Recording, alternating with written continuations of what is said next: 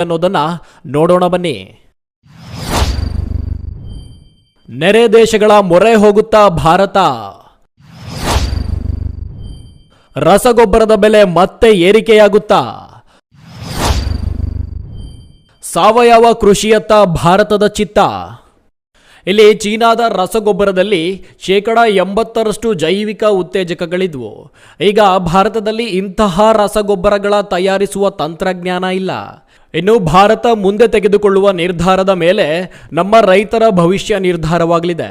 ಇಲ್ಲಿ ಒಂದು ವೇಳೆ ಭಾರತ ಜೈವಿಕ ಉತ್ತೇಜಕ ಗೊಬ್ಬರಗಳ ಆಮದಿಗೆ ಜೋರ್ಡನ್ ಮತ್ತು ಐರೋಪ್ಯ ದೇಶಗಳ ಬಳಿ ಮೊರೆ ಹೋದರೆ ಈಗಿರುವ ಬೆಲೆಗಿಂತ ಸ್ವಲ್ಪ ದುಪ್ಪಟ್ಟು ಆಗಬಹುದು. ಇಲ್ಲ ನಾವು ಸಾವಯವ ಕೃಷಿಯತ್ತ ಗಮನ ಹರಿಸುತ್ತೇವೆ ಅನ್ನೋದಾದರೆ ಸ್ವಲ್ಪ ವರ್ಷಗಳ ಕಾಲ ರೈತರ ಇಳುವರಿ ಕಡಿಮೆಯಾಗುವ ಸಾಧ್ಯತೆಗಳು ಹೆಚ್ಚಿವೆ. ಇನ್ನು ಒಂದು ವೇಳೆ ಇಳುವರಿ ಏನಾದರೂ ಕಡಿಮೆ ಆದರೆ ದೇಶದ ಆರ್ಥಿಕತೆ ಮೇಲೆ ನೇರ ಪರಿಣಾಮ ಬೀರುತ್ತೆ.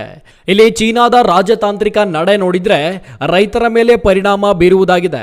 ಒಟ್ಟಾರೆಯಾಗಿ ಭಾರತ ತುರ್ತಾಗಿ ನಿರ್ಧಾರ ತೆಗೆದುಕೊಳ್ಳದಿದ್ರೆ ರಸಗೊಬ್ಬರಗಳ ಬೆಲೆ ಏರಿಕೆಯಾಗುವ ಸಾಧ್ಯತೆ ಹೆಚ್ಚಿದೆ.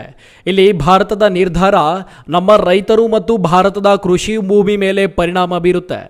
ಇಲ್ಲಿ ದೇಶದ ಬೆನ್ನೆಲುಬು ಅಂತ ಕರೆಸಿಕೊಳ್ಳುವ ರೈತನ ಮೇಲೆ ದರ ಏರಿಕೆಯ ಪೆಟ್ಟು ಬಿದ್ದರೆ ಅದು ಇಡೀ ದೇಶಕ್ಕೆ ಪೆಟ್ಟು ಬಿದ್ದಂತೆ. Newsroom Kannada medium 24x